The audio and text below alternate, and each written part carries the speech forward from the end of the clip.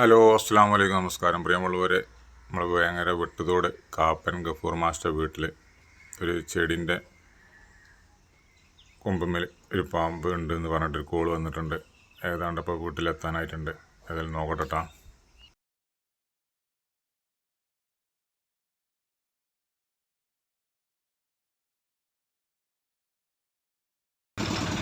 എവിടെ പാമ്പോടേണേ? മരത്തിന് മേലെ കാണണ്ട കാണാതെ എവിടെ പാമ്പ്? പാമ്പ് വളരെ സിമ്പിൾ ആയിട്ട് നിങ്ങൾക്ക് പിടിക്കാൻ പറ്റുന്ന തരത്തിൽ ഒരു മരത്തുമ്പ് കയറ്റി നിർത്തിയിരിക്കുകയാണ് ഞാൻ. വളരെ കുട്ടിയാണ്, അതുകൊണ്ട് നിങ്ങൾ പേടിച്ചണ്ട. മുസ്തഫാക്ക് പേടിച്ചണ്ട, ചെറിയ കുട്ടിയാണ്. പെരുമ്പാമ്പിന്റെ കുട്ടിയാണ്. ഫോട്ടോഗ്രാഫറെ പറഞ്ഞാണല്ലേ? പെരുമ്പാമ്പിന്റെ കുട്ടിയാണ്. അത് ഒരു ചെടിന്റെ മേലേക്ക് കയറി ഇരിക്കുകയാണ്. അപ്പൊ പെരുമ്പാമ്പിനെ നോക്കട്ടെ, നല്ല പൊതുള്ളൂ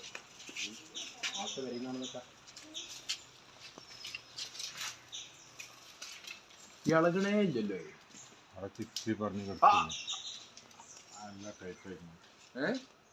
നല്ല ഇഷ്ടപ്പെട്ട സ്ഥലത്താണ് കിടക്കുന്നത് അല്ലേ?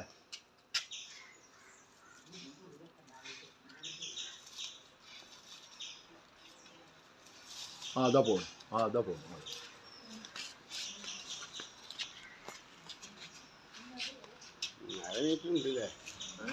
അതേ വലിപ്പമുള്ള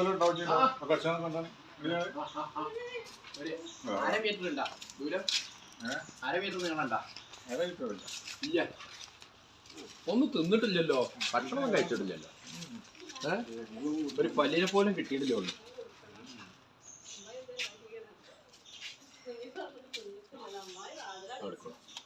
അതാണ് കരികട.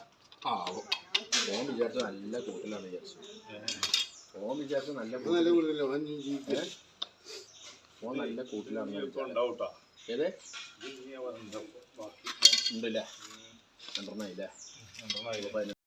ചെടിയും കാര്യങ്ങളും കഴിയുകൊണ്ട് നമ്മൾ പെരനോട് ചാരി വെക്കരുത്, കുറച്ച് വിട്ടുക തന്നെ വെക്കുക. അപ്പോൾ ഈ മഴക്കാലമൊക്കെ ആയതുകൊണ്ട് പാമ്പുകളൊക്കെ ചെടിച്ചട്ടിയിലൊക്കെ ഒന്ന് കയറി കിടക്കും. കാര്യമായിട്ട് നമുക്ക് അതിനൊക്കെ നോക്കാനുള്ളത് കഴിയുകൊണ്ട് നമ്മൾ ശ്രദ്ധിക്കാം. പിന്നെ സാഹിബേ, ഇപ്പോൾ നമ്മൾ നിൽക്കുന്നത് വേങ്ങര വെട്ടുതോട്ടുങ്ങലാണ്. എൻ്റെ പേര് കാപ്പൻ ഗഫൂർ മാഷ്, ചെറൂർ സ്കൂൾ മാഷായിരുന്നു. അപ്പോൾ എല്ലാവർക്കും അറിയുന്ന ഒരാൾ തന്നെയാണ് നമ്മൾ ഇങ്ങനെ നാട്ടിലൊക്കെ. അപ്പോൾ ഇപ്പോൾ എന്തോ അറിയില്ല, നമ്മളിവിടെ കുറച്ച് മലകളും അതേപോലെ തന്നെ ചെരുവുകളും കാടുകളൊക്കെ ഉള്ള സ്ഥലമാണ്. അതേപോലെ ഭാര്യ കണ്ടമാനം ചെടികളൊക്കെ വെച്ച് പിടിപ്പിച്ചിട്ടുണ്ട്. അപ്പോൾ പൊതുവേ പാമ്പുകളൊക്കെ ഉണ്ടാവാൻ സാധ്യതയുണ്ട്. അപ്പോൾ പെരുമ്പാമ്പിൻ്റെ കുട്ടി ഇന്നലെ നമുക്ക് എന്ത് ചെയ്തു, മിനിഞ്ഞാന്ന് ഒന്നിനെ കണ്ടു, അതിന് നമുക്കൊന്നും ചെയ്യാൻ കഴിഞ്ഞില്ല, അതാണ്ട് പോയി. ഇന്നിപ്പോൾ അതൊന്ന് വീണ്ടും വന്നിരിക്കുകയാണ്. അപ്പോൾ നിങ്ങൾ പറഞ്ഞ പോലെ തന്നെ 10-20 പാമ്പുകൾ ഉണ്ടാവും എന്നുള്ള പ്രതീക്ഷയിൽ തന്നെയാണ് ഇപ്പോൾ നമ്മൾ നിൽക്കുന്നത്. ഇപ്പോൾ രണ്ടാമത്തിനെ കണ്ടു, നിങ്ങളെ വിളിച്ചു, നിങ്ങൾ വന്ന് സന്തോഷമായിട്ട് തന്നെ പിടിച്ചിട്ടുണ്ട്. ഇനി എങ്ങനെയാണിത് വരാതിരിക്കാൻ എന്താ ചെയ്യേണ്ടത്, ഇങ്ങോട്ട് എത്തപ്പെടാതിരിക്കാൻ എന്താ ചെയ്യേണ്ടതെന്നും കൂടി മുസ്തഫ സാഹിബ് ഞങ്ങൾക്ക് പറഞ്ഞു തരണം. മുറ്റത്തേക്ക് ഇങ്ങോട്ട് വരാതിരിക്കാൻ, നമ്മളെ പറമ്പുക്കും ചെടിമുക്കൊക്കെ വരാതിരിക്കാൻ, പറമ്പ് കൂടെ കാരണം നടന്നോട്ടെ. വീടിനോട് ചാരിയിട്ട് ഇങ്ങനെ ചെടി വെക്കരുത്.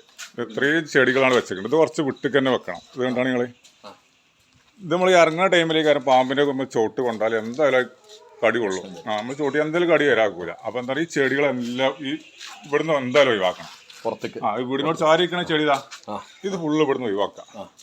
ഈ ചെടികൾ വല്ലാതെ വെയിൽ കൊള്ളാൻ പാടില്ലാത്ത ചെടികൾ, എന്താ വെയിൽ കൊള്ളാത്തത് വേറെ അടുത്ത് വെക്കുക. എന്താ പറഞ്ഞാൽ പാമ്പിന്റെ കടി കൊണ്ടിട്ട് പിന്നെ പറഞ്ഞിട്ട് കാര്യമുണ്ടാവില്ല. അത്രയും ചെടികളും കാര്യങ്ങളൊക്കെ ഇവിടുന്ന് ഒഴിവാക്കാം.